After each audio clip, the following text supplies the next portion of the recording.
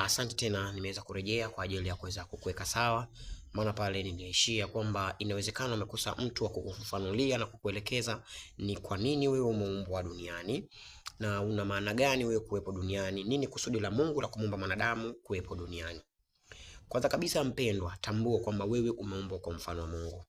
Ukitaka kujua umeumbwa kwa mfano wa Mungu, soma Mwanzo, kitabu cha Biblia, Mwanzo sura ya 1 na hadi kuja kufika kwenye sura ya 6 na 7 kuendelea.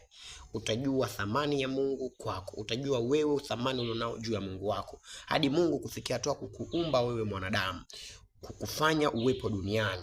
Utajua kuelewa kwamba ni nini Mungu alichokusudia kwa ajili ya mimi mwanadamu. Mpendwa, cha kwanza kabisa ni kuoneshe na ujue faida ya wewe kuwepo duniani na faida ulionao mbele za Mungu. Mwanadamu umeumbwa kwa mfano wa Mungu. Kumbuka Mungu ni kitu kisichoonekana. Mungu ni mtu yani haijulikani kwamba ni kiumbe cha design gani. Lakini hebu tazama, wewe umeumbwa kwa mfano huo. Sawa? Kwa mfano wake. Japo mimi nawe tunaonana, inawezekana na Mungu mbinguni anaonana na malaika zake. Sawa? Lakini nataka nikuelekeze mpendwa, haijalishi ni nini unafanya, ni kitu gani unakitenda, ni wakati gani unaopitia, ni mazingira gani uliomo, lakini amini una thamani, wewe ni bora na ni muhimu mbele za Mungu kuliko hicho unachokifanya.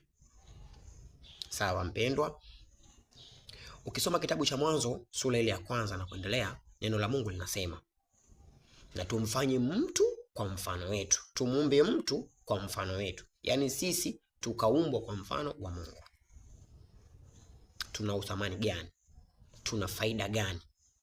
Lengo la Mungu kumuumba mwanadamu duniani ni nini? Kusudi la wewe kuumbwa kuwepo duniani ni kitu gani?